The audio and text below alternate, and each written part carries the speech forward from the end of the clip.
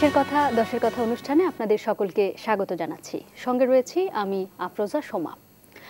দেশ এবং দেশের বাইরের সমসাময়িক চলতি ঘটনাবলীর এই আলোচনা অনুষ্ঠান সরাসরি সম্প্রচারিত হচ্ছে দেশ টিভির পর্দায় এবং আপনারা এর পাশাপাশি অনুষ্ঠানটি সরাসরি দেখতে পাচ্ছেন ফেসবুকেও। আমাদের ফেসবুকের ঠিকানা হলো www.facebook.com/deshtv-online।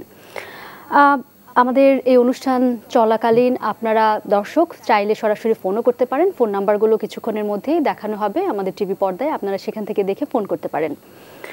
আজ আমাদের আলোচনার বিষয় নির্ধারণ করা হয়েছে অনুভূতি ও গুজবের দায়। আপনারা বুঝতেই পারছেন যে বর্তমানে আমরা যে বাংলাদেশে রয়েছি সেখানে এর চেয়ে ভয়াবহ গুরুত্বপূর্ণ এবং এর চেয়ে আগ্রাসী বিষয় বোধ হয় আর কিছুই নেই। আজ এই বিষয়ে আলোচনা করবার জন্য আমাদের সঙ্গে যোগ দিয়েছেন চারজন অতিথি। আমার সঙ্গে স্টুডিওতে যিনি রয়েছেন, আগে চলুন তার সঙ্গেই পরিচিত হই। আমার সঙ্গে রয়েছেন জ্যেষ্ঠ সাংবাদিক মাহবুব কামাল, আপনাকে স্বাগত জানাচ্ছি। আমার সঙ্গে আরও অনলাইনে যোগ দিয়েছেন তিনজন অতিথি।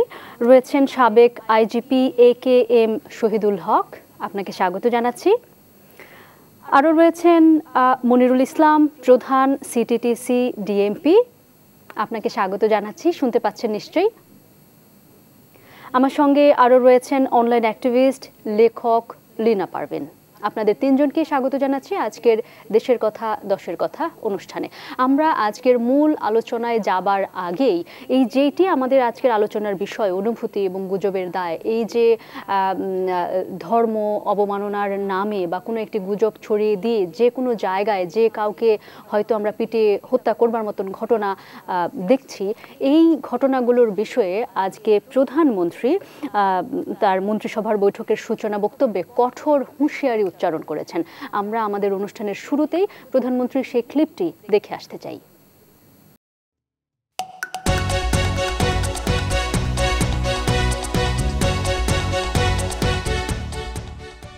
এখানে একটা ভালো পরিবেশকে নষ্ট করার জন্য যারা সংঘাত সৃষ্টি করার জন্য বক্তব্য দেবে আর তাদের ধরলে পরে ওটা বাক স্বাধীনতা হরণ করা, এটা তো হয় না।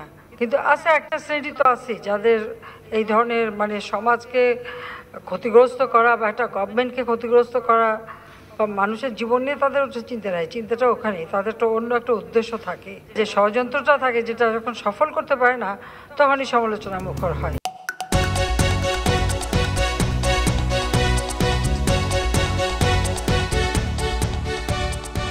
শুনছিলেন প্রধানমন্ত্রীর বক্তব্য, তিনি কঠোর হুঁশিয়ারি উচ্চারণ করেছেন।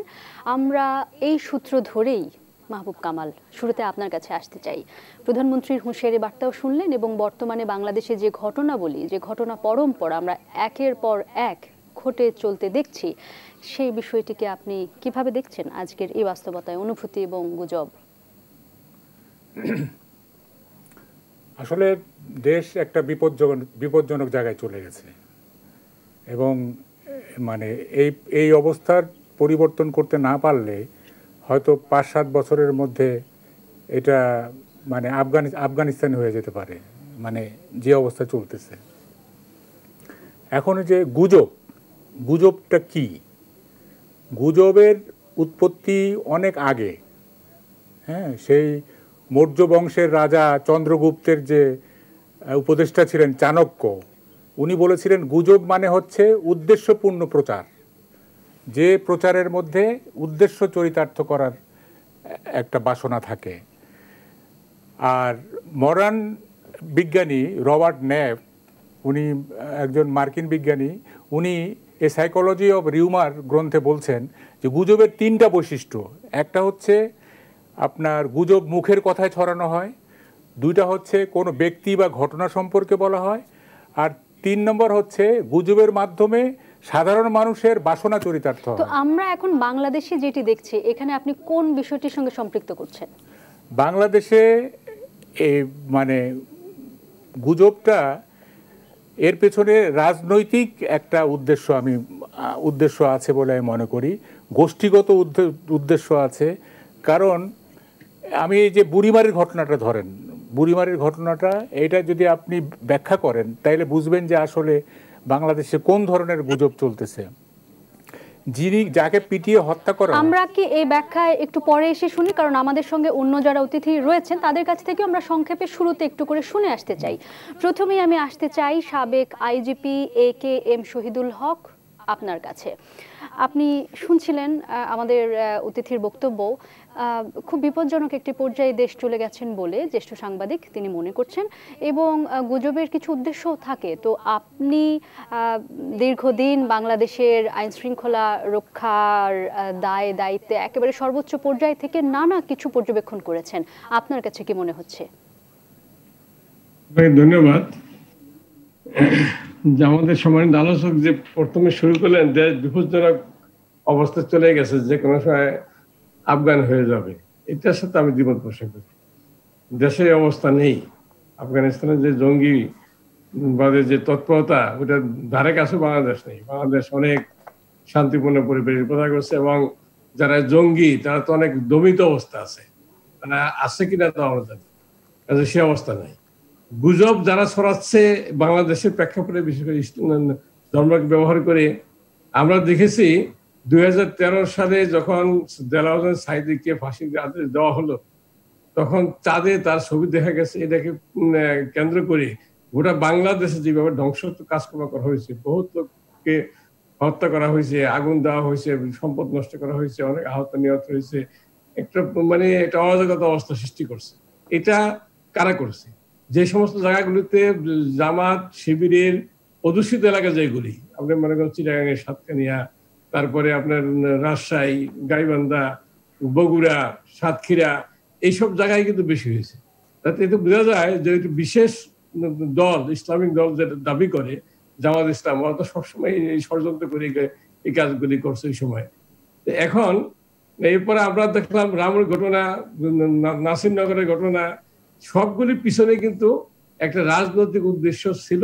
যারা মানে আপনার খোলা রাজনীতি করে মানুষকে জমাতে পারে না, তারা এরকম ষড়যন্ত্র করে না, এরকম মিথ্যা গুজব ছড়িয়ে মানুষকে এইভাবে আইন শৃঙ্খলা পরিস্থিতি অবনতি ঘটানোর জন্য মানুষকে ধাবিত করে। আপনার যে লালমনিরহাটের ঘটনা, আমাকে একজন বলতেছিল, এক মসজিদের ইমামকে একজন ফোন করে বলছে যে পুলিশ ওই মসজিদের ফ্লোর ভাঙতেছে, ওই ফ্লোরের নিচে নাকি অস্ত্র আছে, এটা উদ্ধার করার জন্য। ওই ইমাম সাহেব বললেন যে এটা একটু বিশ্বাস হয় না। আমরা কাহিনীগুলোতে ঢুকবো, মানে ব্যাখ্যাগুলো শুনতে চাই, তার আগে আমাদের সঙ্গে আরো যে দুজন অতিথি আছে তাদের কাছ থেকে একটু শুনে আসতে চাই। ভাই কথা বলতে সময় দিবেন, কথা তো একটা নির্দিষ্ট সময় তার কথা শেষ। জি জি জি, মাঝখানে কথা বন্ধ করে দিলে তো সেটা বলা যে একটা স্পিড থাকে, একটা মেসেজ যাবে জনগণের কাছে, সে মেসেজ যায় না। আচ্ছা ঠিক আছে, আপনি পরে নেক্সট বক্তাকে বলেন। ধন্যবাদ। আমরা আবার আপনার কাছে আসছি। আমরা এবার একটু ডিএমপি সিটিটিসির প্রধান মনিরুল ইসলাম আপনার কাছে শুনতে চাই। আপনি দুজনের বক্তব্য শুনছিলেন যে কোথায় কোথায় সমস্যাগুলো দেখা যাচ্ছে এবং কেন আসলে এই গুজব এতটা প্রকট হয়ে উঠছে, যেটি আমাদের সাবেক আইজিপি বলছিলেন সে 2013 থেকে শুরু করেছেন এবং এখনো সেটার একটা নানা ফর্মে গুজব ঘটতে আমরা দেখছি। তো আপনার কি মনে হয় যে কেন আমরা ঠেকাতে পারছি না? দেখুন, গুজব, আমাদের যিনি প্রথম আলোচক সিনিয়র সাংবাদিক জনাব মাহবুব কামাল বলেছেন যে এটার উৎপত্তি কিন্তু বহু যুগ আগে। তো অর্থাৎ সেই চাণক্য সংজ্ঞা দিয়ে গেছেন, তারপরের বিভিন্ন সময় গুজব কিন্তু পৃথিবীর বিভিন্ন দেশে এটি দেখা গেছে শাখা প্রশাখা বিস্তার করেছে, সেখানে রায়ট হয়েছে, ফ্রান্সের মতো দেশে রায়ট হয়েছে চতুর্দশ লুইয়ের সময় সম্ভবত এইরকম একটা গুজবকে কেন্দ্র করে। তারপরে ভারতীয় উপমহাদেশের কথা বাদ দিলেও এশিয়ার অন্যান্য দেশে, ইউরোপে, আমেরিকায়, পৃথিবীর সব দেশেই গুজব ছড়ানোর যে ইতিহাস সেটি আসলে রয়েছে।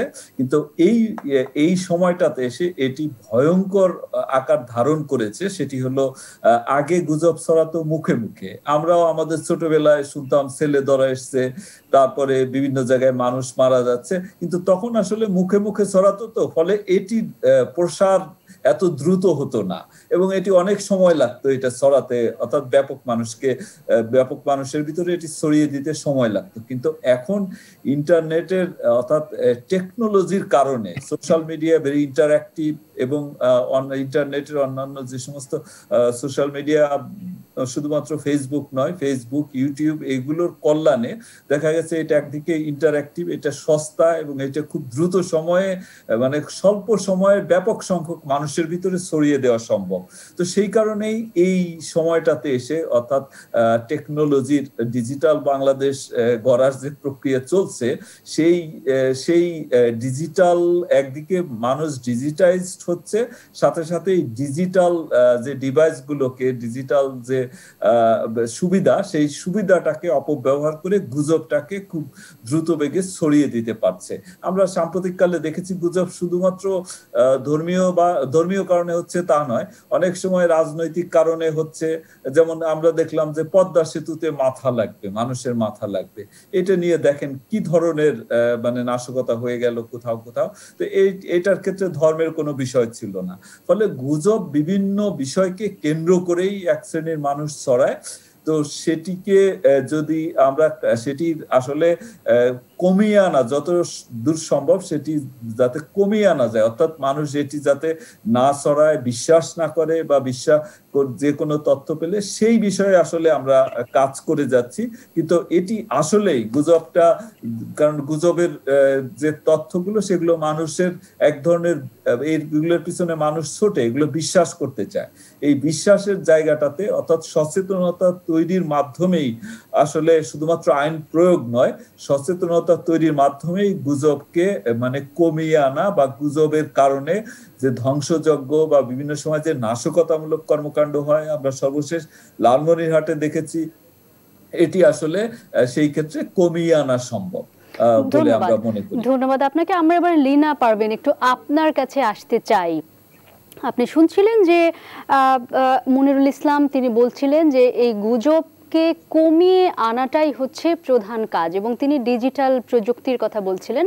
এই ডিজিটাল প্রযুক্তি, ফেসবুক তো সারা পৃথিবীর অন্যান্য দেশেও রয়েছে, কিন্তু আমাদের দেশে সম্প্রতি যে প্রবণতা আমরা দেখছি, যে কিছু হলেই ফেসবুকে ছড়িয়ে দিয়ে এবং আক্রমণ করা, অগ্নিসংযোগ করা, পিটিয়ে মেরে ফেলবার মতন ঘটনা, এই ঘটনাগুলো বোধহয় ভারতে কিছু দেখা গেছে, কিন্তু আপনি যদি অন্য দেশগুলোতে দেখেন, সেটা ইউরোপ, আমেরিকার উন্নত দেশগুলোতে এরকম নয়।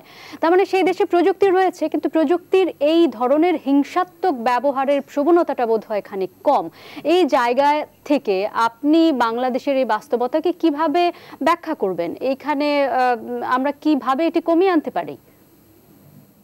ধন্যবাদ। আমি প্রথমেই আজকে এমন একটা সময় আমরা আসলে এই আলোচনাটা করছি, আমরা সবাই জানি যে আজকে ৩রা নভেম্বর ১৯৭৫ সালের 15ই আগস্ট জাতির জনককে হত্যার পরপরই আমাদের জাতির শ্রেষ্ঠ সন্তানদেরকে হত্যা করা হয়েছিল ৩রা নভেম্বর। সো আমরা জানি যে জেল হত্যা দিবস, এবং আমি শ্রদ্ধা করে তাদের স্মরণ করছি। এবং তারা যে দেশটিকে আমাদের হাতে তুলে দিয়ে গিয়েছিলেন, সেটি হবার কথা ছিল অসাম্প্রদায়িক একটি বাংলাদেশ। সেই অসাম্প্রদায়িক বাংলাদেশের স্বপ্ন নিয়েই কিন্তু তারা আমাদেরকে মানে স্বাধীনতা এনে দিয়েছিলেন, মুক্তিযুদ্ধের মাধ্যমে বাংলাদেশকে উপহার দিয়ে গিয়েছিলেন। অত্যন্ত দুঃখজনক হলো সত্য যে আজকে স্বাধীনতার 50 বছর যখন আমরা পালন করব, প্রস্তুতি নিচ্ছি, এবং আমাদের জাতির জনকের জন্ম শতবার্ষিকী পালনের যখন প্রস্তুতি নিচ্ছি, ঠিক সেই সময়টাতে আমাদেরকে, এবং যখন আমরা ডিজিটাল বাংলাদেশ বলে দাবি করছি, সেই সময়টাতে আমাদেরকে আলোচনা করতে হচ্ছে গুজবকে নিয়ে। কিভাবে আমরা গুজবকে ঠেকাবো, কিভাবে গুজবের হাত থেকে দেশকে, অর্থনীতিকে এবং মানুষকে আমরা রক্ষা করব। এটা দুঃখজনক হলেও আমাদেরকে এড়িয়ে যাবার কোনো উপায় নেই। আপনি ঠিকই বলেছেন যে আসলে গুজব কিন্তু মানে আমাদের প্রথম আলোচক যিনি বলেছেন যে এর পিছনে একটা রাজনৈতিক উদ্দেশ্য থাকে এবং আরো কিছু উদ্দেশ্য থাকে, কিন্তু বাংলাদেশে যে গুজবগুলো ছড়ানো হচ্ছে প্রতিটার পিছনে আমরা যদি একটু বিশ্লেষণ করি, দেখবো যে প্রতিটারই একটা না একটা রাজনৈতিক উদ্দেশ্য আছে, এবং এই রাজনৈতিক উদ্দেশ্যটা কারা পরিচালিত করছে সেটাও আমরা জানি। আপনি যে জায়গাটায় আসলে ফোকাস করতে চেয়েছেন যে অন্যান্য দেশেও কিন্তু ইন্টারনেট সুবিধা আছে, প্রযুক্তি সুবিধা আছে, কিন্তু আমাদের দেশে যতটা হিংস্রতা আমরা দেখি, যতটা আমরা দেখি মারমুখী জনগণ হয়ে যায়, সেই জায়গাটায় আমি মনে করি যে আমাদের দেশ খুব অল্প সময়ের মধ্যে কিন্তু ডিজিটাল বাংলাদেশ হিসেবে স্বীকৃতি আমরা পেয়েছি বা আমরা স্বীকৃতি দিয়েছি। সেই তুলনায় যে পরিমাণ ইন্টারনেট ব্যবহারকারী বৃদ্ধি পেয়েছে রাতারাতি, যে পরিমাণ ফ্যাসিলিটিসটা আমাদেরকে এন্টাইটেল করা হয়েছে, তার তুলনায় কিন্তু জনগণকে যে শিক্ষিত করা এবং আপনার ইন্টারনেট বা প্রযুক্তির যে সুবিধাটুকু আমরা কিভাবে সহায়ক ভূমিকা হিসেবে পালন করতে পারি, এই জায়গায় শিক্ষার একটা ব্যাপক গ্যাপ রয়ে গেছে, প্রস্তুতির একটা ব্যাপক গ্যাপ রয়ে গেছে। তার আগেই কিন্তু আমরা এখন দেখেন স্মার্টফোন কিন্তু এখন হাতে হাতে, শিক্ষিত অশিক্ষিত, অল্প শিক্ষিত, সচেতন অসচেতন, প্রতিটা মানুষের হাতে এখন কিন্তু স্মার্টফোন। এবং এই স্মার্টফোনের মাধ্যমে আপনার ইন্টারনেট কানেক্টিভিটিতে আমরা চলে আসছি। কানেক্টিভিটিতে আসার কারণে এখন গ্লোবালাইজেশনের যুগ, আমরা চাইলেই কিন্তু কাউকে এখান থেকে বাদ দিতে পারছি না। কিন্তু যে প্রযুক্তি আমার হাতে তুলে দেওয়া, আপনার কাছে প্রযুক্তির বিষয়ে একটা বড় গ্যাপ যে কয়েকটা পয়েন্ট পাওয়া গেল। আপনি বলছেন যে আমাদের দেশে খুব স্বল্প সময়ে এটা হয়েছে, মিডিয়া লিটারেসির এক ধরনের সংকট দেখতে পাচ্ছেন। তো সেই জায়গা থেকে আমরা একটু মাহবুব কামাল আপনার কাছে আসতে চাই, আসলে কি শুধু মিডিয়া লিটারেসি বা গণমাধ্যম বা মাধ্যম ব্যবহারের যে এক ধরনের জ্ঞানের স্বল্পতা সেটাই দায়ী, নাকি এখানে আরো কোনো ফ্যাক্টর রয়েছে যেটা আমরা? অবশ্যই অনেক ফ্যাক্টর আছে। যেমন গুজব ছড়ায় কি কি কারণে গুজব ছড়াতে পারে। প্রথম কারণটা আমি মনে করি যে অবাধ তথ্য প্রবাহে যদি আপনি ব্যারিয়ার তৈরি করেন তাহলে কিন্তু গুজব তৈরি হবে। যেমন এই যে নিরাপদ সড়ক আন্দোলনের সময় আমরা দেখেছি যে যখন আপনার তথ্য প্রবাহের উপরে বাধার সৃষ্টি করা হলো এবং ইন্টারনেটে স্লো করে দেওয়া হলো, একসময় ইন্টারনেট বন্ধ করে দেওয়া হলো, তখন গুজব ছড়ালো যে আওয়ামী লীগের অফিস থেকে মেয়েদেরকে টেনে এনে বের করে নিয়ে আসা হয়েছে। ওই ব্যারিয়ারটা, তথ্য প্রবাহের উপর ব্যারিয়ার তৈরি করার ফলে কিন্তু এই গুজবটা তৈরি হলো। আর একটা কারণ হচ্ছে যে আমাদের প্রতিষ্ঠিত মিডিয়া গণমাধ্যম, সেই মাধ্যমের কিন্তু গ্রহণযোগ্যতা অনেক কমে গেছে। সেই গ্রহণযোগ্যতা কমার কারণে এই গ্যাপ দিয়ে কিন্তু গুজবগুলো বেরোচ্ছে। 3 নম্বর হচ্ছে যে আমাদের সোসাইটিটা কিন্তু এখন একটা সাফোকেটিভ সোসাইটি, একটা মানে রুদ্ধ ভাব এখানে আছে। সবাই একটা সাপ্রেশনের মধ্যে ভোগে, কেউই কিন্তু সন্তুষ্ট না, সবার মধ্যে এক ধরনের অতৃপ্তি আছে। সো এই যে অসন্তুষ্টি, অতৃপ্তি, এই যে সাপ্রেশন, এইটার কিছু ডিস্টরশন হয়, এটার কিছু বিকৃতি বের হয়ে যায়, মানসিক বৈকল্য থাকে, এবং সেই মানসিক বৈকল্য থেকে গুজব তৈরি হতে পারে। আর একটা যেটা হয় সেটা হচ্ছে যে মানে ব্যক্তিগত অথবা গোষ্ঠীগত স্বার্থে। যেমন ধরেন আমার একজন শত্রু আছে, সে কি করলো, আমি রাস্তা দিয়ে হাঁটছি, সে ছড়িয়ে দিল যে আমি মোহাম্মদকে গালি দিয়েছি, আমি হযরত মুহাম্মদ সাল্লাল্লাহু আলাইহি সাল্লামকে গালি দিয়েছি বলে সে আমাকে কিল ঘুষি শুরু করলো। তারপরে তার কিছু লোকজন হয়তো চারপাশে রেখে দেওয়া আছে, তারা এসে বললো যে কি হয়েছে ভাই, যে এটা হযরত মুহাম্মদ প্রফেটকে গালি দিয়েছে, তারাও মার শুরু করলো। যখন তারাও মার শুরু করলো তখন আরো লোকজন এসে মার শুরু করলো, আমার অবস্থা কাহিল হয়ে গেল। এই যে ব্যক্তিগত স্বার্থ অথবা গোষ্ঠীগত স্বার্থ, এই স্বার্থগুলো কিন্তু অনেক সময় গুজবের। এই জায়গাটিতে আমি একটু আপনার কাছ থেকে যেতে চাই, আমাদের অতিথি AKM শহীদুল হক আপনার কাছে। ইনি বলছিলেন যে কেউ যদি কারোর ধর্মানুভূতিতে আঘাতপ্রাপ্ত হন বা তিনি যদি তার ব্যক্তি স্বার্থে কোনো একটি ঘটনা ঘটিয়ে ফেলতে চান, তিনি হয়তো এইভাবে অর্গানিকভাবেই এই ধরনের একটা ঘটনা ঘটাতে পারেন বা প্ল্যান করেও করতে পারেন। কিন্তু এখানে তাহলে আমরা আমাদের যে আইন শৃঙ্খলা রক্ষাকারী বাহিনী দেখছি, আমাদের তো এখন সাইবার ক্রাইমের আলাদা ইউনিট রয়েছে, বাহিনীগুলো তৎপর রয়েছে, এবং এই জায়গায় তাহলে আমাদের আর কি করণীয় হতে পারে? কেন তবু এগুলো চেক দেওয়া যাচ্ছে না? এখানে কি কোথাও গ্যাপ রয়েছে? দেখেন, আইন শৃঙ্খলা বাহিনী তো কাজ করবে ঘটনা ঘটার পরে, যেটা আমরা বলি যে এখন একটা গুজব না ছড়াইলে বুঝবো কেমনে কে গুজব ছড়ানোর জন্য প্রস্তুতি নিছে, কে ছড়াবে, এটা তো অ্যাডভান্স বলা যাবে না যদি না ঘটে। কাজে এই ঘটনা যখন ঘটে যাবে, গুজব ছড়ানো হয়ে যাবে, তখন আইন শৃঙ্খলা বাহিনী কিন্তু তৎপর হয়। এর আগে তো সে বুঝতে পারবে না কি গুজব কে ছড়াচ্ছে না, কোথা থেকে ছড়াবে, কার মনের মধ্যে কি আছে, কার পরিকল্পনা কি আছে, এটা তো অ্যাডভান্স জানা সম্ভব না। কাজে ঘটনা ঘটার পরে যেই গুজব ছড়ানো হয় এবং গুজবকে কেন্দ্র করে যে ঘটনা ঘটে, সেগুলির ব্যাপারে আইন শৃঙ্খলা বাহিনীর অতীতে প্রত্যেকটা ঘটনায় অত্যন্ত তৎপর ছিলেন ও সফল ছিলেন। তদন্ত করে দোষী ব্যক্তিদের শনাক্ত করেছেন, মামলা হয়েছে, অভিযোগপত্র দাখিল হয়েছে। এখানে কোনো ঘটনাই কেউ ছাড় পায়নি, যতটুকু সম্ভব আপনার তদন্ত করে এদেরকে আইডেন্টিফাই করছে এবং তাদের বিরুদ্ধে আইনগত ব্যবস্থা নিচ্ছে। কিন্তু যেখানে সমস্যা যে আমরা পুলিশের পক্ষ থেকে চার্জশিট অভিযোগপত্র আদালতে দেওয়া হলো, কিন্তু তারপর যেটা বিচার হবে, সে বিচারে কোনো রায় হলো কিনা, রায় বিচার হয়েছে কিনা, সাজা হয়েছে কিনা, এটা পুলিশও জানে না, সাধারণ পাবলিকও জানে না। এখানে আপনাকে আমি একটি সম্পূরক প্রশ্ন করতে চাই। আপনি বলছিলেন যে ঘটনা হয়তো গুজব ছড়িয়ে যাওয়ার পর সেখানে আইন শৃঙ্খলা রক্ষাকারী বাহিনীর ভূমিকা, আপনি যেটি বলছেন সেটি এক ধরনের রিঅ্যাক্টিভ ভূমিকা, কিন্তু অনেক দেশেই বা অনেক ক্ষেত্রেই আইন শৃঙ্খলা রক্ষাকারী বাহিনীকে প্রোঅ্যাক্টিভ ভূমিকা নিতেও দেখা যায় এবং এটা প্রত্যাশিত আবার। আর সেই ক্ষেত্রেই কিন্তু দেখা যায় যে ইন্টেলিজেন্সের একটি ভূমিকা প্রত্যাশিত থাকে। তাহলে সব ক্ষেত্রে যদি রিঅ্যাক্টিভ ভূমিকায় দেখা যায় এই ধরনের ক্ষতিকর, যেগুলো উদ্দেশ্য প্রণোদিতভাবে কোনো বিশেষ গোষ্ঠী, বিশেষ মহল ছড়িয়ে দিয়ে রামুর মতন ঘটনা ঘটাচ্ছে, নাসিরনগরের মতন ঘটনা ঘটাচ্ছে, সেই সমস্ত ক্ষেত্রে তাহলে ইন্টেলিজেন্সের ভূমিকাটা আসলে কি হতে পারে? আমরা দেখেন লালমনিরহাটে যে ঘটনায় একটা ছেলে বলা হলো সে কোরআন অবমাননা করছে, এইটা ইন্টেলিজেন্স কেমনে বুঝবে? গোয়েন্দা সংস্থা এটা বুঝার কি উপায় আছে? কেমনে গোয়েন্দাগিরি করবে? সেটা তো কোনো সম্ভব না। পরিকল্পিত ভাবে যেগুলি করা হয়, বিস্তৃত ভাবে ঘটনা ঘটে, সেটার ব্যাপারে গোয়েন্দা সংস্থা আমি কিছু করতে পারবে না, এই রিওয়ার্ডের ব্যাপার। তবে যেটা আমরা বলি প্রোঅ্যাক্টিভ পুলিশিং বা প্রোঅ্যাক্টিভ অ্যাক্টিভিটি, এটা আমরা পুলিশে করে থাকি। আমরা শুধু রিঅ্যাক্টিভ না, প্রোঅ্যাক্টিভও করি। এই যে জনসচেতনতা বৃদ্ধি করা, অ্যাওয়ারনেস বিল্ড আপ করা, এগুলি ব্যাপারে পুলিশ করে।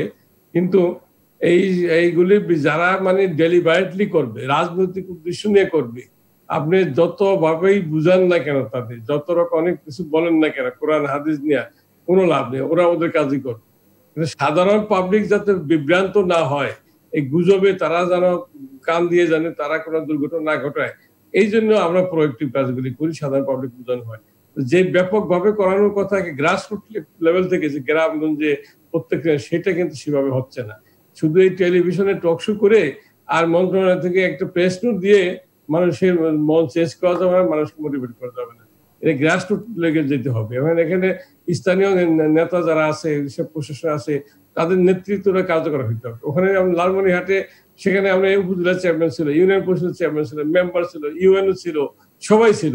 তারা চেষ্টা করে বাড়ায়নি, কারো কথাই শোনেনি, তাদের কোনো নেতৃত্ব ছিল না। মানে এইভাবে ওই যেটা বললো যে সোশ্যাল মিডিয়ার মাধ্যমে অল্প সময়ের মধ্যে, হাফ এন আওয়ার মধ্যে মানুষকে ছড়াই দিল, আর মানুষ এখানে সবাই সেখানে হাজির হলো, কয়েকশো লোক হাজির হলো। ওই পর্যন্ত কিছু 5-7 জন পুলিশ ক্যাম্প থেকে গেছে, তারা তো কিছু করারও ছিল না।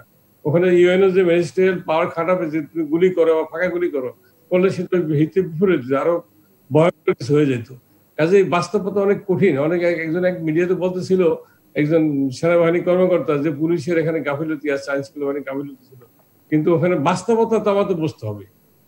কাজেই এই যে আপনার গোয়েন্দা যারা করে, গোয়েন্দা সংস্থার কাজ কিন্তু রিমুভার সবসময় বন্ধ করতে পারবে না, কিন্তু রিমুভ হওয়ার পরে কারা জড়িত, তখন গোয়েন্দা সংস্থা, আইন শৃঙ্খলা বাহিনী সেগুলি করবে।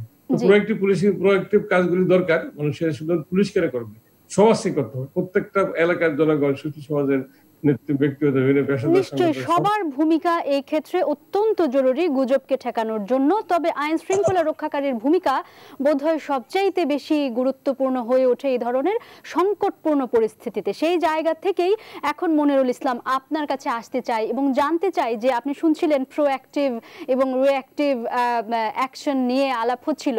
বর্তমানে আমরা যেই গুজবের পরিস্থিতির মধ্যে বসবাস করছি বাংলাদেশে, এই বাস্তবতাকে আমরা যদি বিবেচনায় নিয়ে এখন যদি জানতে চাই যে বর্তমানে আমাদের আইন শৃঙ্খলা রক্ষাকারী বাহিনী আসলে কতখানি প্রোঅ্যাক্টিভ, আপনি কিভাবে এই পরিস্থিতিটাকে ব্যাখ্যা করবেন? দেখুন, আমি প্রথমত একটা বিষয়ে দ্বিমত পোষণ করতে চাই বিনয়ের সাথে, জনাব মাহবুব কামালের সাথে, যে তথ্য প্রবাহের যে ঘটনাগুলো নিয়ে গুজব ছড়ানো হয়েছে সাম্প্রতিক বছরগুলোতে, কোনোটারই তথ্য প্রবাহের কোনো ঘাটতি ছিল না। এইখানে তথ্য সাপ্রেস করা হয় নাই, ইন্টারনেট বন্ধ করা হয় নাই, তারপরেও যে গুজবগুলো ছড়ানো হয়েছে সেই ক্ষেত্রে তথ্য বা মানুষ সাফোকেটিং অবস্থায় আছে এইটা বলার বোধহয় অবকাশ নেই, কারণ গুজব সব দেশেই হয়। আর এটি যদি আপনারা মানে আপনার বক্তব্যে উঠে এসছে যে এটি আইন শৃঙ্খলা জনিত সমস্যা, আসলে শুধুমাত্র আইন শৃঙ্খলা বাহিনী দিয়ে গুজব ঠেকানোর চেষ্টা করলে গুজব কখনোই ঠেকানো যাবে না। গুজবের দুটো দিক আছে, একটা হলো গুজবটা ছড়ানো, যখন গুজবটা ছড়াতে থাকে তখন এইটার একটা দিক একটা পর্যায়, এরপর ওই গুজবকে কেন্দ্র করে যখন আইন শৃঙ্খলা পরিস্থিতির উদ্ভব ঘটে অর্থাৎ ধ্বংসাত্মক কার্যকলাপ শুরু হয় তখন হইলো আর একটা পর্যায়। তো ওই পর্যায়টা হয়তো পুলিশের কাজটা শুরু হবে, বলা যায় যে ওই পর্যায়টাতে গিয়ে, অর্থাৎ এই গুজবকে কেন্দ্র করে যদি মানে আইন শৃঙ্খলা পরিস্থিতির উদ্ভব হয়, অর্থাৎ ভাঙচুর বা এই যে হত্যাকাণ্ড এই ধরনের ঘটনা যখন ঘটে তখন আসলে সেটি নিয়ে আসলে পুলিশের দায়টা সেখানে এসে পড়ে। কিন্তু গুজবকে এখন শুধুমাত্র যদি সাইবার, হ্যাঁ আমাদের সাইবার মানে যে সাইবার ইনভেস্টিগেশন টিম রয়েছে, আমাদের মনিটরিং আছে, সোশ্যাল মিডিয়ার মনিটরিং আছে, সবই আছে, কিন্তু এই যে মানে এই জগৎটা, এই সাইবার লাইফ, সাইবার জগৎটা, ডিজিটাল জগৎটা এত বড় যে এখানে শুধুমাত্র পুলিশের পক্ষে বা গোয়েন্দা সংস্থার পক্ষে এটি কোন বিষয়ে গুজব ছড়াবে, সেই গুজবের প্রতিক্রিয়া কি হতে পারে, এটি নিয়ে আসলে যদি মানে সেটি নিয়ে যদি আমরা বসে থাকি তাহলে গুজব বন্ধ করা যাবে না, এবং গুজব জনিত যে সমস্ত ধ্বংসযজ্ঞ সেটিও বন্ধ করা যাবে না। এখানে বুঝতে হবে যে এই গুজবের কারণে কি হচ্ছে, মানে এটার একটা দিক তো হচ্ছে যে মানুষের ভিতরে যে ইনটলারেন্স অর্থাৎ সহিষ্ণুতা একেবারে নাই, অর্থাৎ একটু ধৈর্য ধরছে না, একটা শোনার সাথে সাথে সেটা কোনো রকম যাচাই বাছাই করছে না, সেটার একটা দিক আছে। অর্থাৎ এগুলো সামাজিক ভাবে এগুলোর মোকাবেলা করতে হবে, রাজনৈতিক ভাবে দেখতে হবে, সমাজ বিজ্ঞানীরা এই বিষয়ে কাজ করবেন, সাইকোলজিস্টরা কাজ করবেন। আর একটা হলো লিনা পারভিনের সাথে আমি তার বক্তব্যটা এন্ডোর্স করতে চাই। 2008 সালে যখন দিন বদলের সনদ ঘোষণা করা হয় তখন বাংলাদেশে ইন্টারনেট ব্যবহারকারীর সংখ্যা ছিল 6 লক্ষ, মতান্তরে 8 লক্ষ। গুগলে সার্চ দিলে এতটুকু পাওয়া যায়, এর বাইরে তথ্য নাই। আর এই যে গত কিছুদিন আগে বাংলাদেশে ইন্টারনেট ব্যবহারকারীর সংখ্যা 10 কোটি ছাড়িয়েছে, ফেসবুক ব্যবহারকারীর সংখ্যা 4 কোটি।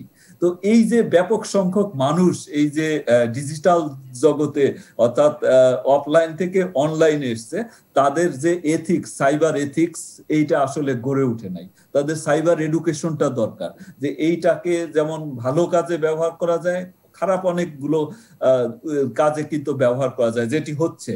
কারণ আমরা আমাদের সাইবার টিম রয়েছে, আমরা দেখি যে প্রতিদিন কত মানুষ প্রতিকার নিতে এখানে আসে, শুধু গুজব নয় অন্যান্য বিষয়ে। তো এইটা আসলে এই এথিক্সটা, সাইবার এথিক্সটা আসলে শেখানো দরকার। তো সেইটা একেবারে পরিবার থেকে শুরু করে, আমরা যেমন বলি, আমি বিভিন্ন সময় বলেছি যে জঙ্গিবাদ দমন করতে হলে পরিবার থেকে শুরু করতে হবে। তো এটি আসলে ওই জায়গা থেকে শুরু করতে হবে।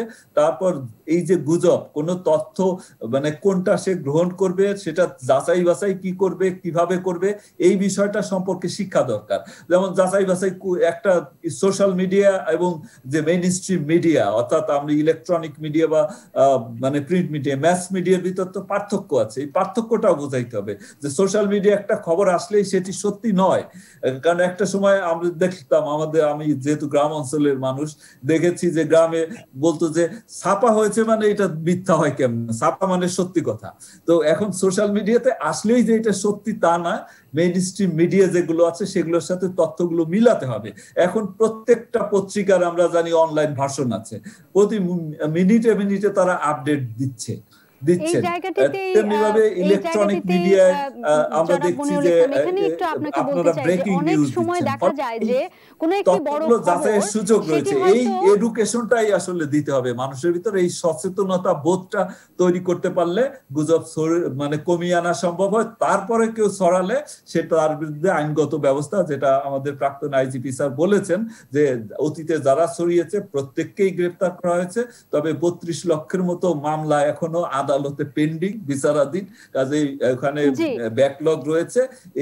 অর্থাৎ এই মামলাগুলোর বিচার শেষে এদের সাজাটা যদি আমরা অর্থাৎ দৃষ্টান্তমূলক সাজা নিশ্চিত করতে পারলে তখন হয়তো গুজব রটনাকারীরা কিছুটা হলেও নিয়ন্ত্রণে আসবে। আমরা আশা করছি যে সেটা হয়তো কিভাবে করা যেতে পারে এই বিষয়ক আলোচনা এবং পরামর্শ, দিক নির্দেশনা আপনাদের কাছ থেকে পাবো।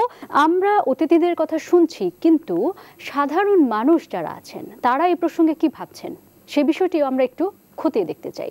এই জন্য আমাদের কিছু বক্তব্য সংগ্রহ করা হয়েছে, আমরা এবারে সেই ভিডিওটি দেখে নিতে চাই।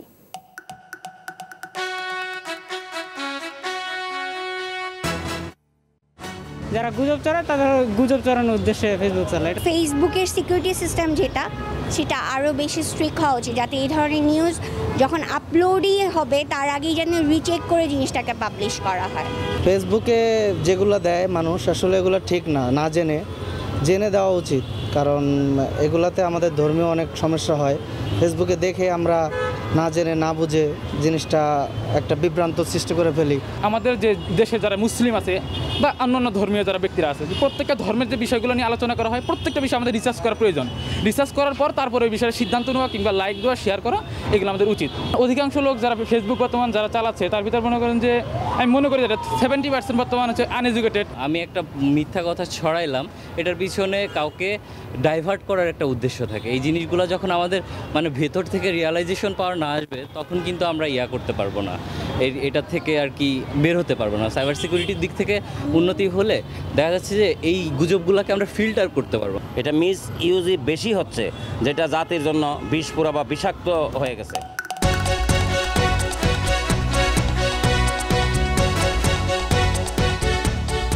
আপনারা দেখছিলেন যে সাধারণ মানুষ তারা গুজব নিয়ে কি ভাবছেন সে বক্তব্য অনেকটা আমরা পেলাম।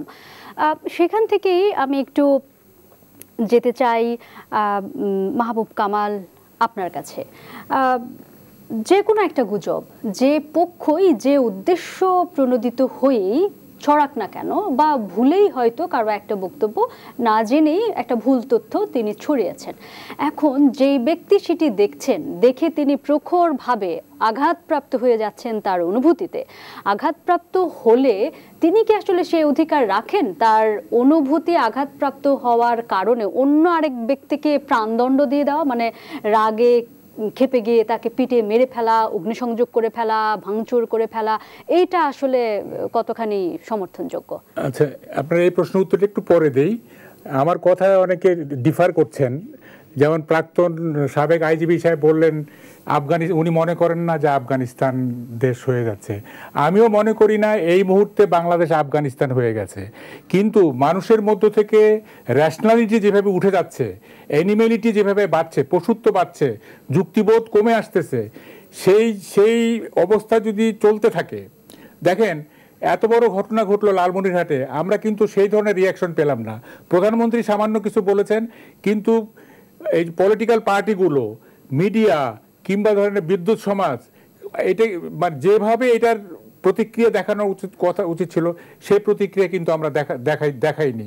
অর্থাৎ জিনিসগুলো কিন্তু আমাদের এক ধরনের গা সওয়া হয়ে গেছে। যেমন ধরেন কত বড় ভয়ঙ্কর ব্যাপার, দেখেন আপনার কথায় ফিরে আসি, যে মানবাধিকার কমিশন যে তদন্ত কমিটি করলো তারা বলল যে উনি কি বলে যে ধর্মের অবমাননা করেন নাই। এখন সবাই আমরা বলতেছি যে উনি ধর্মের অবমাননা করেন, তার মানে কি ধর্মের অবমাননা করলে খুনটা জাস্টিফাই ছিল, তাই না? মানে ধর্মের অবমাননা করুক বা না করুক এটা লিটল ম্যাটার্স। যেটা ম্যাটার করে সেটা হচ্ছে যে কোনো অবস্থাতে আপনি কাউকে আঘাত করতে পারেন না, কাউকে শারীরিকভাবে নির্যাতন করতে পারেন না, তাই না?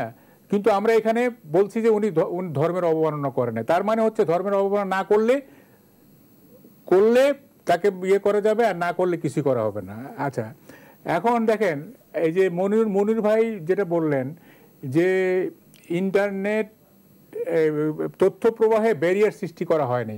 আমার স্পষ্ট মনে আছে নিরাপদ সড়ক আন্দোলনের একটা পর্যায়ে তথ্য প্রবাহকে নিয়ন্ত্রণ করা হয়েছিল এবং ইন্টারনেটের গতি স্লো করে দেওয়া হয়েছিল, এবং তখনই কিন্তু এই আপনার যে আওয়ামী লীগের অফিস থেকে মেয়েদেরকে বের করে নেওয়া হয়েছে, এই গুজব ছড়ানো হয়েছে। কথাটা হচ্ছে যে দেখেন বাংলাদেশ কোথায় চলে যাচ্ছে। গত শুক্রবার ফ্রান্সের ঘটনাটা নিয়ে যে যে যে মিছিলটা হলো, এটা কিন্তু বিগেস্ট ইন দ্য ওয়ার্ল্ড। এত বড় মিছিল কিন্তু কোনো দেশেই, কোনো মুসলিম দেশে কিন্তু হয় নাই, তাই না? এবং মানে ফ্রান্সের ব্যাপারটা নিয়ে মানে আমরা আমাদের দেশে যে ধরনের রিয়াকশন হয়েছে, এবং আজকেও ফ্রান্সের কি বলে যে এমবেসি ঘেরাও করার কর্মসূচি ছিল। সুতরাং আমরা দেখতেছি যে ধর্মীয় গোষ্ঠীগুলি আপনার দিন দিন শক্তিশালী হচ্ছে এবং যুক্তিবোধ সম্পন্ন মানুষরা, র্যাশনাল মানুষরা দিন দিন চুপসে যাচ্ছে। এই অবস্থা যদি বেশি দিন চলতে থাকে, এখানে পলিটিক্যাল পার্টিগুলোর দায়িত্ব অনেক বেশি, রাষ্ট্রের দায়িত্ব বেশি, এদেশের বুদ্ধিজীবী সম্প্রদায়ের দায়িত্ব বেশি, এদেশের মনোবিজ্ঞানী, এদেশের সমাজবিজ্ঞানী প্রত্যেকেরই কিন্তু এখন এগিয়ে আসা উচিত। এবং এই সিচুয়েশন যদি আরও চলতে থাকে, যেমন কালকে কিন্তু কুমিল্লাতে একটা ঘটনা ঘটছে, একই ধরনের গুজব ছড়িয়ে কিন্তু 5টা বাড়ি জ্বালিয়ে দেওয়া হয়েছে। এবং এইটা মানে হ্যাঁ কি বলছিলেন? জি আপনি শেষ করুন। এই জায়গা থেকে আমি একটু শহীদুল হকের কাছে যেতে চাই আর কি।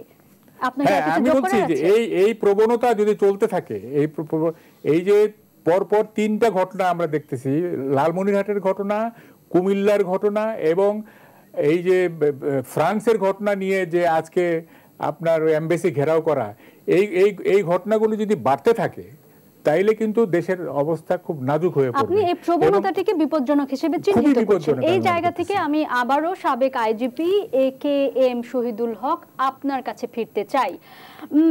অপরাধ লঘু হোক বা গুরু হোক, কোনো মানুষ তার অনুভূতিতে যতখানি আঘাতপ্রাপ্ত হন না কেন, যেমন আমাদের দেশে আমরা বিভিন্ন সময়ে এটি একেবারে আকছার দেখা যায় যে আজকে এখানে বিগ্রহ ভাঙা হয়েছে, কালকে ওখানে মন্দির ভাঙা হয়েছে, মানে রামুতে যেটা দেখা হয়েছে বা নাসিরনগরে যেটা দেখা গিয়েছে বা ভোলাতে যেটা দেখা গিয়েছে। তো এই যে ধরনের ঘটনাগুলো ঘটে, তার মানে বিভিন্ন ধর্মের মানুষেরা তারাও তাদের অনুভূতিতে আঘাতপ্রাপ্ত হন, কিন্তু আঘাতপ্রাপ্ত হলেই কি গিয়ে অন্য কাউকে আক্রান্ত করে একটি মব তৈরি করে মেরে ফেলবার মতন ঘটনা, নিজের হাতে আইন নিয়ে নেওয়ার যে ঘটনা, একটি বিপজ্জনক প্রবণতা বাংলাদেশে তৈরি হয়েছে, যে বিপজ্জনক প্রবণতাটি সাংবাদিক মাহবুব কামাল বারংবার চিহ্নিত করবার চেষ্টা করছেন। এই বিষয়টিকে আপনি কিভাবে ব্যাখ্যা করবেন, কিভাবে দেখেন? আমি সাংবাদিক মাহবুব কামাল সাহেব যে বক্তব্য দিলেন একটু আগে, সেই বক্তব্যের সাথে আমি একমত যে মানুষের মনুষ্যত্ব, অনুভূতি, বিবেকের অনুভূতি, রেশনাল অনুভূতি, এগুলি সব নষ্ট হয়ে যাচ্ছে। মানুষের মানবিকতা, মায়া, মমতা, এগুলি সব নষ্ট হয়ে যাচ্ছে। মানুষ, পশু তো মায়া মমতা আছে, পশুতে খারাপ কাজ করে, এইগুলি ঠিক। এই যে একটা ঘটনাকে কেন্দ্র করে ধর্মীয় অনুভূতি কথা বলেন, ধর্মীয় অনুভূতি আঘাত করে দেশে প্রচলিত আইন আছে, সে আইনে আপনি মামলা করতে পারেন, সে আইনে আশ্রয় নিতে পারেন।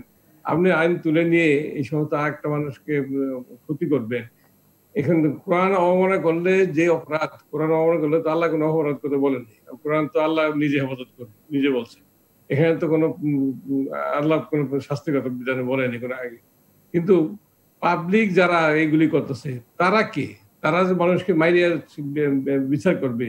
এখন আমার একটা প্রশ্ন যে আপনার 2013 যে 5ই মে যে ঘটনা ঘটলো, ওই সময় হেফাজতে আন্দোলনে আপনার বাইতুল মুকাররমে শত শত কোরআন শরীফ পড়াই দিচ্ছে, এই হেফাজতে পড়াই দিচ্ছে। কিন্তু এগুলো মিডিয়াতে আসছে, আপনারা দেখছেন।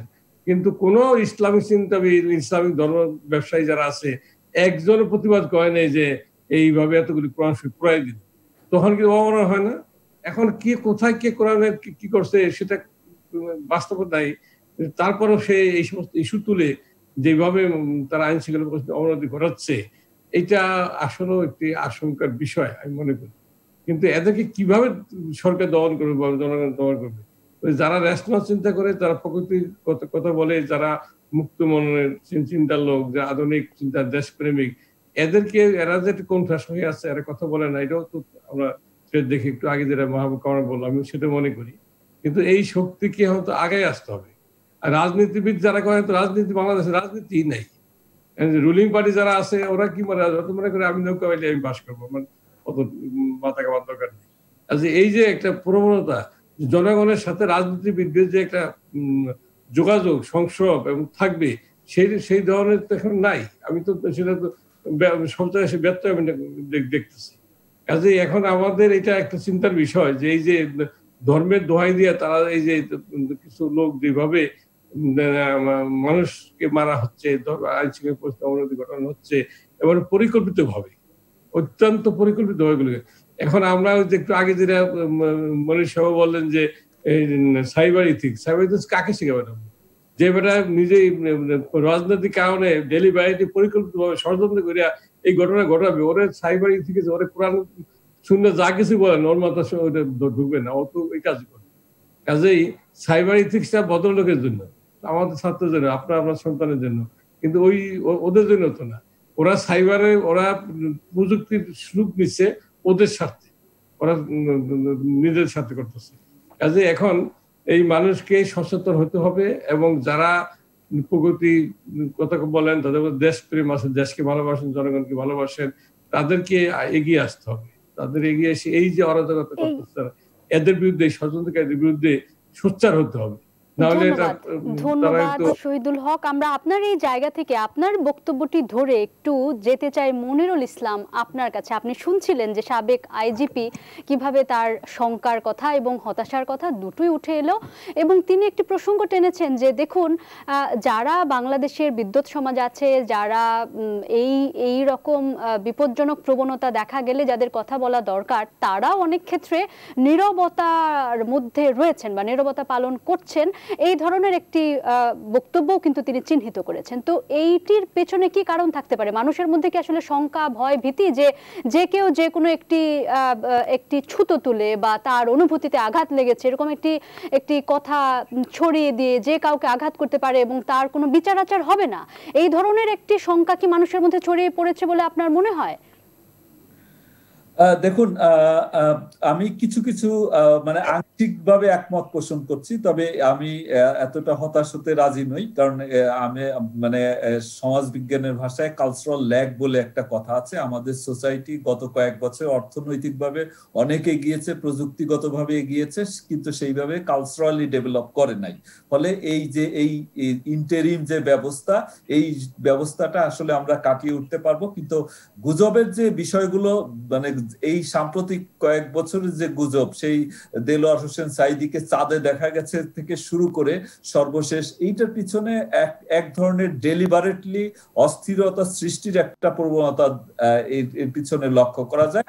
হয়তো প্রথমে কেউ হয়তো শয়তানি করেই বা দুষ্টামি করে ছড়িয়েছে, কিন্তু পরবর্তীতে এই ডেলিবারেটলি এটাকে বিস্তার ঘটিয়ে অরাজকতা তৈরি করার একটা প্রচেষ্টা হয়েছে। এখনো আমরা দেখছি এক তালপাতার সেবাই অন্টারিওতে এক বেসমেন্টে বসে সে বাঁশি হাতে করে সব দেখছে বাংলাদেশে কোথায় কি, মানে অবিরাম গুজব ছড়াচ্ছে। লন্ডন থেকে একজন গুজব ছড়াচ্ছে, আমেরিকা থেকে গুজব ছড়াচ্ছে। তো এইগুলো তো বোঝাই যায় যে অস্থিরতা সৃষ্টির একটা মানে পায়তারা। বলছে যে এই মাত্র তারা জানলো অমুক ভবন থেকে এরা বেরিয়ে এসছে। এই যে এই ধরনের, এটা একেবারেই ডেলিভারি। ফলে এই জায়গাটাতে আসলে নেওয়ার কি উপায় আছে, কি পদক্ষেপ আপনারা নিচ্ছেন যদি আপনারা নিশ্চিত হন কেউ ইচ্ছাকৃতভাবে অস্থিরতা তৈরি করবার জন্য, সমাজে একটি অরাজকতা তৈরি করবার জন্য স্বেচ্ছায় উদ্দেশ্য প্রণোদিতভাবে তারা এই ধরনের পদক্ষেপ নিচ্ছে, সেখানে আপনাদের আইনের ইন্টারভেনশনটা কি হবে? আপনারা কি পদক্ষেপ নিয়েছেন বা নেওয়ার কথা ভাবছেন?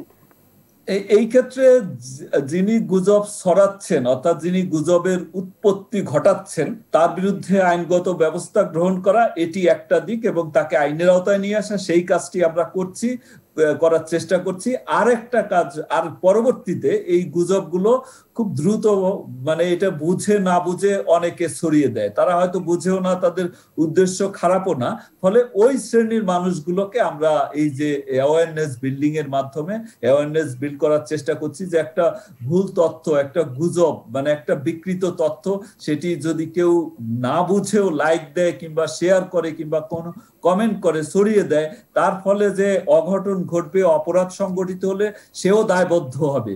এইটাই এই অ্যাওয়ারনেস বিল্ডিং এর কাজটি আমরা আসলে শুরু করেছি। আমরা সহ বিভিন্ন পুলিশের অন্যান্য যে ইউনিট গুলো তারাও করছে। আমরা আজকেও সাইবার লাইভ নামে একটা মানে আমরা কয়েক মিনিটের একটা প্রোগ্রাম, এটাই আমরা প্রতি সপ্তাহেই একটা করে নতুন ছাড়বো, যে যাতে এই সাইবার অ্যাওয়ারনেস যেটা মানুষের ভিতরে, সাইবার এথিক্স এর পাশাপাশি সাইবার অ্যাওয়ারনেসও দরকার।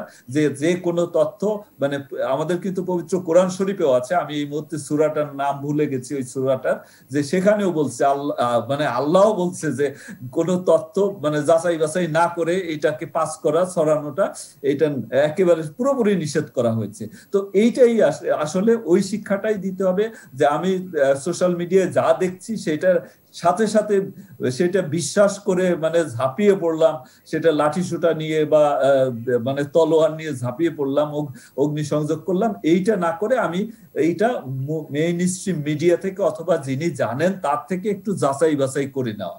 আর এটার পাশাপাশি এটার এই ক্ষেত্রে আসলে এই যে কালচারাল যে সমস্ত আসলে কোভিড এর কারণে কিছু সমস্যা হয়েছে, আর আমরা দেখছি যে একটা সময় কালচারাল অর্গানাইজেশন গুলো যেভাবে তৎপর থাকতো সেটিও আমরা ঘাটতি দেখেছি, কোভিড এর আগেও দেখেছি আর কোভিড এর সময় তো নেইও। তো ফলে ওই জায়গাগুলো পাশাপাশি মিডিয়ারও একটা গুরুত্বপূর্ণ ভূমিকা রয়েছে, যে এই গুজব মানে জেনে না জেনে গুজব ছড়ানো এবং গুজবের মানে প্রসার ঘটানোর কাজটি, সেটিও আইনগতভাবে অপরাধ, এবং সেটির কারণে কি কি সমস্যা হতে পারে এই বিষয়গুলো আমি মনে করি যত বেশি সামনে নিয়ে আসা যাবে তত বেশি গুজবের প্রসার রোধ করা সম্ভব হবে। গুজব কেউ তৈরি করার চেষ্টা করলেও সেটা ব্যাপকভাবে স্প্রেড হবে না, বা সেইটার কারণে পরবর্তী যে আইন শৃঙ্খলা জনিত পরিস্থিতি, অর্থাৎ এই যে আমরা লালমনিরহাটে দেখলাম, তারপর কুমিল্লাতে গতকাল 6টি বাড়ি পুড়িয়ে দিয়েছে, বা এর আগে অনেক ঘটনা আমরা দেখেছি, এটি আসলে কমিয়ে আনা সম্ভব হবে। তবে আইন প্রয়োগ সেটি করতে হবে অবশ্যই। আইনের প্রয়োগে অর্থাৎ যারা গুজবের উৎপত্তি ঘটাচ্ছেন তাদের বিরুদ্ধে আমরা আইনগত ব্যবস্থা গ্রহণ অব্যাহত রেখেছি। ধন্যবাদ মনিরুল ইসলাম। লীনা পারভীন, আমরা আপনার কাছে খুবই সংক্ষেপে একেবারে ছোট করে শুনতে চাই শেষ মন্তব্য, যে নিশ্চয়ই যিনি একটি তথ্য ফেসবুকে বা সোশ্যাল মিডিয়াতে পাস করবেন তার সচেতনতার দরকার আছে, যাচাই বাছাইয়ের দরকার আছে। তবে এই ক্ষেত্রে গুজব এবং এই যে হত্যাকাণ্ড একের পর এক ঘটে চলছে গুজব ছড়ানোর পর, এখন এটি ঠেকানোর জন্য আসলে আইন শৃঙ্খলা রক্ষাকারী বাহিনী বলুন বা এই ধরনের রাষ্ট্রীয় মেকানিজমকে আর কোন ধরনের পদক্ষেপ নেওয়া দরকার, সংক্ষেপে যদি বলেন। আচ্ছা দেখেন, গুজব সম্পূর্ণভাবে আমি বলি এখানে একটা বড় একটা রাজনৈতিক উদ্দেশ্য আছে, রাজনৈতিক কারণ এটার পিছনে আছে। এটাকে অস্বীকার করার কোনো উপায় নাই, এবং আমরা যদি অস্বীকার করি তাহলে আসলে বাস্তবতাকে অস্বীকার করা হবে। 2013 সাল থেকে এটা শুরু হয়েছে, নাস্তিক আস্তিক একটা ট্যাগিং এর যে রাজনীতিটা শুরু হয়েছিল সেটারই ধারাবাহিকতা এখন চলছে। এখন আমি বলবো যে আপনি যেহেতু সংক্ষেপে বলতে বলেছেন, সময় নেই, তারপর আমি জোর দিয়ে বলবো যে আমাদের সোশ্যাল মিডিয়া মনিটরিং অত্যন্ত মানে স্ট্রং করতে হবে, আমাদের আইন শৃঙ্খলা বাহিনীকে অত্যন্ত প্রোঅ্যাক্টিভ হতে হবে, এবং রিঅ্যাক্টিভ তো আছেই, যে মামলাগুলো ঝুলে আছে সেগুলো মানে খুব দ্রুতভাবে বিচার করতে হবে। তার চেয়েও বড় কথা হচ্ছে আমরা যে রাজনীতিটা চলছে মানুষের ধর্মীয় অনুভূতিকে কাজে লাগিয়ে এক ধরনের অস্থিরতা তৈরি করার, সেই জায়গাটাকে স্ট্রং ভাবে মনিটর করতে হবে এবং স্ট্রং ভাবে কন্ট্রোল করতে হবে। এর পাশাপাশি যেটা সচেতনতার যে জায়গাটা, আমি জাস্ট একটু শেষ করি, সচেতনতার জায়গাটি একটা ইনক্লুসিভ প্ল্যান নিতে হবে, শিক্ষাঙ্গন থেকে শুরু করে ধর্মীয় যে প্রতিষ্ঠানগুলো আছে এবং স্থানীয় যে প্রশাসন আছে তাদেরকে সকলকে কাজে লাগিয়ে স্থানীয়ভাবে এই সচেতনতার জায়গাটাকে নিয়ে একটা ইনক্লুসিভ প্ল্যান প্রোগ্রাম করা ছাড়া এই গুজবের রাজনীতি থেকে আমরা মুক্ত হব। আমরা এক বাক্যে আপনার মন্তব্য শুনতে চাই মাহবুব কামাল। এখন দেশ যে জায়গায় চলে গেছে, আমি মনিরুল ভাইয়ের কালচারাল ব্যাপারটা ব্যাখ্যা করতে চাই খুব সংক্ষেপে, এক বাক্যে, সময় নেই। একটা কালচারাল রেভলিউশন দরকার, সাংস্কৃতিক বিপ্লব। এবং মানুষের মধ্যে বিজ্ঞান মনস্কতা কিভাবে জন্মানো যায় সেই দিকটাতে নজর দেওয়া উচিত, এবং ধর্মের রাজনৈতিক ব্যবহার বন্ধ করতে হবে। শুনেন, এগুলো কিন্তু মানে মানে খুব সাধারণ ব্যাপার না। ধন্যবাদ মাহবুব কামাল, আমাদের সময় একেবারে ফুরিয়ে এসেছে। আজকে আমাদের সঙ্গে যারা অতিথি হিসেবে যোগ দিয়েছিলেন, মাহবুব কামাল, সাবেক আইজিপি AKM শহীদুল হক, মনিরুল ইসলাম এবং অনলাইন অ্যাক্টিভিস্ট লিনা পারভিন, আপনাদের তিনজনকেই অনেক ধন্যবাদ আজকে অনুভূতি ও গুজবের দায় এই নিয়ে আলাপ করবার জন্য। কি করে আমরা এ থেকে মুক্তি পেতে পারি সেই বিষয়ে রাজনৈতিক সিদ্ধান্ত এবং আইন শৃঙ্খলা রক্ষাকারী বাহিনীর রিঅ্যাক্টিভ এবং প্রোঅ্যাক্টিভ পদক্ষেপ এবং সামাজিক সাংস্কৃতিক সংগঠনগুলোরও তৎপর হয়ে ওঠার জরুরত আপনারা তুলে ধরেছেন। সুপ্রিয় দর্শক, আজকে সময় ফুরিয়ে এলো। আপনারা দেখছেন দেশের কথা দশের কথা। আজ সময় শেষ, আমরা বিদায় নেব। তবে আগামীকাল আবারও দেখা হবে একই সময়ে অন্য বিষয় এবং অন্য অতিথিদের নিয়ে। শুভরাত্রি।